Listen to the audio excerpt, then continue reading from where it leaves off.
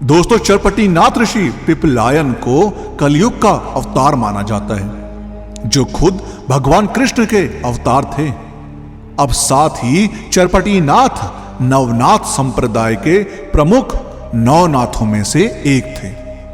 अब ये उस समय की बात है जब चरपटी नाथ ने अपनी बाल्यावस्था में भगवान विष्णु, भगवान शिव और इंद्र और उनकी बड़ी सेना को अकेले ही युद्ध में पराजित किया था। अब कैसे, तो आइए जानते हैं। दोस्तों, बालक चरपटी नाथ ने भगवान दत्त से नाथ संप्रदाय की दीक्षा ली थी और उन्होंने अपनी भक्ति से भगवान शिव को भी प्रसन्न कर लिया था।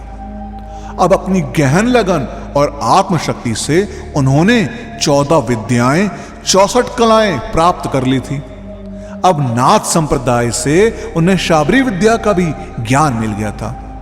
अब शाबरी विद्या ऐसी विद्या थी जो सिर्फ और सिर्फ नाथ संप्रदाय की थी, और ये विद्या नाथ संप्रदाय के अलावा किसी भी देव, दैत्य, यक्ष या किन्नर को हासिल नहीं थी।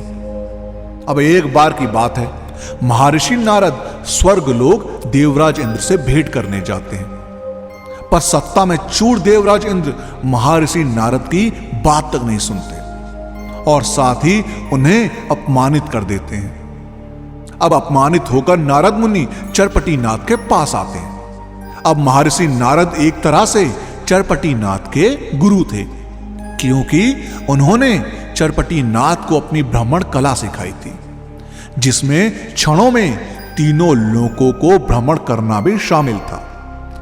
अब अपने गुरु का एक तरह का अपमान देख नाथ को क्रोध आ जाता है। अब चरपटी नाथ महर्षि नारद को लेकर स्वर्ग में जाते हैं। अब स्वर्ग में पहुंचने पर वे विश्राम करने हेतु देवराज इंद्र की वाटिका नंदन वन में रुकते हैं। अब एक तरह से नंदन वन देवराज इंद्र का निजी बगीचा था और वहां जाने की इजाजत सिर्फ और सिर्फ देवराज इंद्र ही दे सकते थे। अब चरपटी नाथ और नारद को वहां देख वन के रक्षकों ने उन पर हमला कर दिया। तब चरपटी नाथ उन रक्षकों से युद्ध करने लगते हैं। अब युद्ध में वन रक्षक हार जाते हैं और वे भागकर इंद्र को सब बता देते हैं। अब इसके बाद इंद्र अपनी सेना को युद्ध करने के लिए भेज देता है। अब इंद्र की देवसेना चरपटी नाथ के ऊपर युद्ध चढ़ाई करती है, पर बालक चरपटी नाथ देवसेना को पूरी तरह हराकर बंदी बना लेता है। अब इंद्र को तब एहसास होता है कि वो उस बालक का बाल तक बांका नहीं कर सकता। अब इंद्र हमेशा की तरह भगवान शिव और भगवान विष्णु की शरण में जाता है। अब स्वर्ग पर किसी ने आक्रमण किया है, ये जानकर भगवान शिव और विष्णु इंद्र को मदद करने का वचन देते हैं। अब भगवान विष्णु और उनकी नारायणी सेना तथा भगवान शिव और उनके गण इंद्र के साथ नंदन वन की तरफ युद्ध के हेतु चल देते हैं। अब इतनी बड़ी सेना को अपनी तरफ आता देख चरपटी नाथ शाबरी विद्या का वज्रास्त्र का प्रयोग कर अपने शरीर को वज्र से भी अभेद्य बना लेते हैं। अब नारायणी सेना और शिवजी के गण हजारों शस्त्रों से चरपटी नाथ पर आक्रमण कर देते हैं, पर वज्र सा शरीर होने के कारण उन्हें खरोच तक नहीं आती। अब इसके बाद भगवान विष्णु सुदर्शन चक्र का उपयोग करते हैं।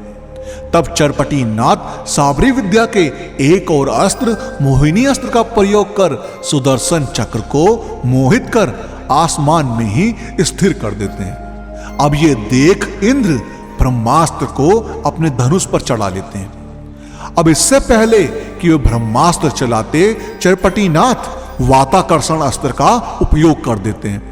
अब वाताकर्षण अस्त्र के कारण भगवान शिव, भगवान विष्णु और इंद्र मूर्छित होकर गिर जाते हैं। अब यह सब देखकर ब्रह्मदेव वहां आ जाते हैं और चरपटी नाथ से विनती करते हैं कि वाताकर्षण अस्त्र को हटाकर सभी को पहले जैसा कर दें। अब चरपटी नाथ अपना अस्त्र वापस ले लेते हैं तो सभी पूर्व स्थिति पर आ जाते हैं।